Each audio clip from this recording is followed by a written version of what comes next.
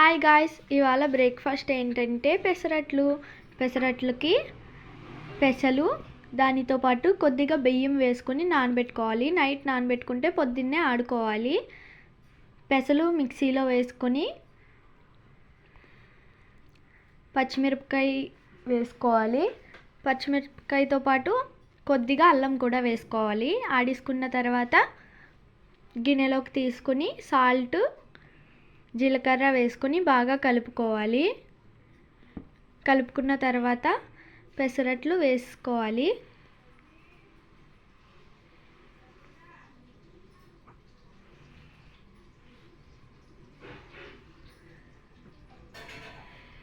పెసరట్టు వేసుకున్నాక కాసేపు కాలనిచ్చి అప్పుడు ఆయిల్ వేసుకోవాలి.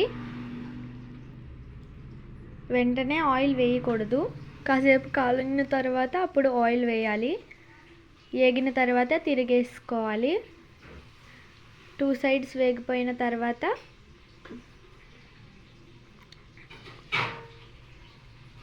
అట్టుని ప్లేట్లోకి తీసేసుకొని తినేయాలి.